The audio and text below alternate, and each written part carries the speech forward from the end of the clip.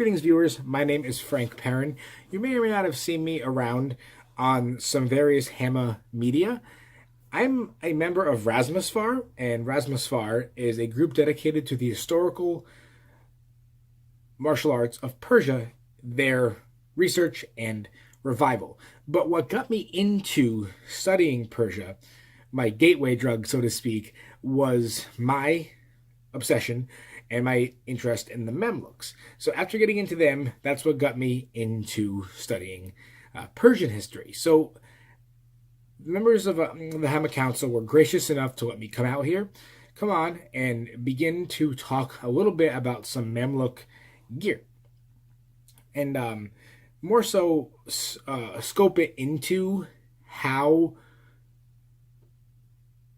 Persia and Egypt and other parts of Africa were able to benefit from relationships with one another. Now, these two countries have a very long history, but I'm going to focus mostly on the Middle Ages and how Islam kind of bridged a lot of gaps, or Islamic caliphates bridged a lot of gaps in between the two in the Middle Ages specifically. I'm going to end this video series with a great article that Dr. Khorasani, our founder, wrote on Persian influence on 19th century African weapons. We're going to talk about cross-cultural benefits throughout the entire thing. Egypt to Persia, Persia to Egypt. But I want to start with what I'm wearing right now, a base undergarment. This is a Kaftan. I'm going to go ahead and show this on the screen, what it looks like with me from a full body angle.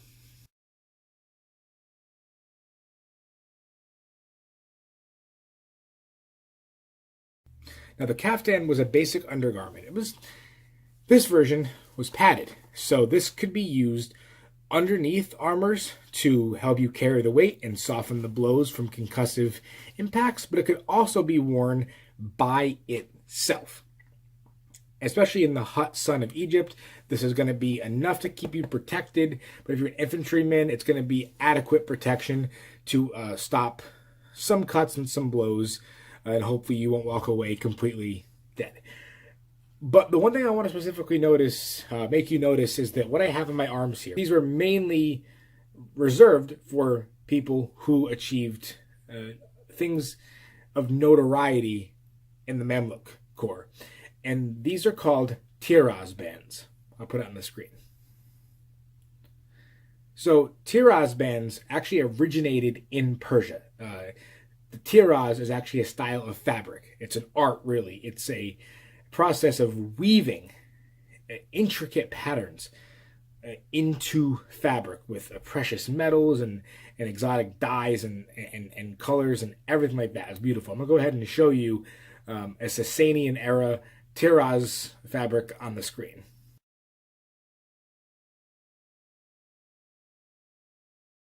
Now, when the Islamic conquerors came to Persia, and more specifically later caliphates such as the Abbasids, really started to see the value in adopting a lot of Persian culture.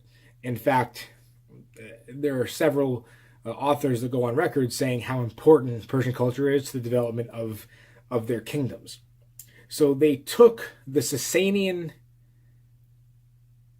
military identifier of high rank using these armbands, these expensive armbands, and they adapted it to their soldiers. And much like the Sasanians, not just anybody could wear these, right? You had to be a high-ranking official, a hero, have proven your worth, not only on the battlefield. You could be a statesman, you could be an emir. Anyone who proved their worth to the caliph would wear these. So eventually, these bands did make their way, actually, over to North Africa. You see them a lot in Fatimid art.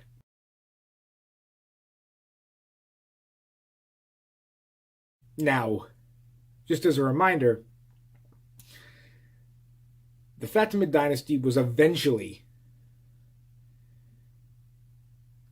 fizzled out, and what came to be one of Egypt's last great dynasties was the Mamluk dynasty. And these tiraz bands continued their use in the Mamluk army because of how important military organization was to that army.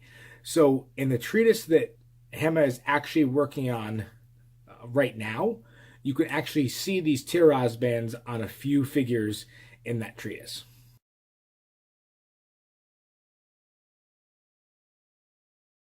So that treatise was dated to 1470, and really in Egypt from the founding of the Fatimid Caliphate all the way up to the latter part of the 15th century, these bands were continued to being used. Were continued being used in the military. So I hope you really enjoyed that little tidbit of information on the interaction between the two cultures. So with that in mind, if you have any questions about this, please, let me know. Send me a message, contact me any way you want to, and I look forward to teaching you more about some history and interaction between Persia and Egypt. Thank you so much, be safe, and I will see you soon.